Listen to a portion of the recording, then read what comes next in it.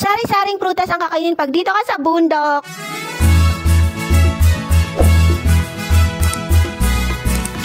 Tara guys, kain tayo ng mangga. So, ito yung una kong kinain kasi ito yung pinahinog ni Kuya bago pa kami umuwi dito sa bundok. Si ate naman, for the rice talaga siya. Rice is life talaga siya, kaya natatawa ako sa kanya. Ayun, nag-ulam siya ng gabi na may suso. So, ginataan yan. Ako ang nagluto at gustong-gusto naman niya.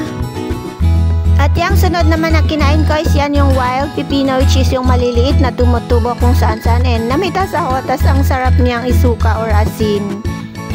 And then, ayan, nanguha na naman kami ng bayabas, mga hinog, mga yan, ang daming hinog. So, pinain namin pa kasama yung pamangkin ko.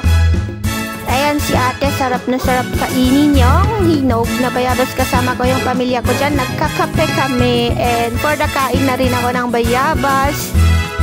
Sarap at matamis. And sunod naman is itong langka na pinahinog din lang ni Kuya bago pa kami umuwi.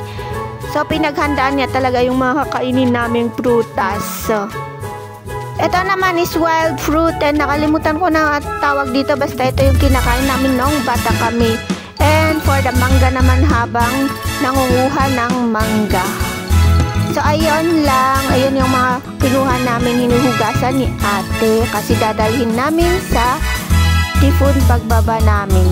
Para may baon naman kaming fresh na prutas at hindi binibili sa labas.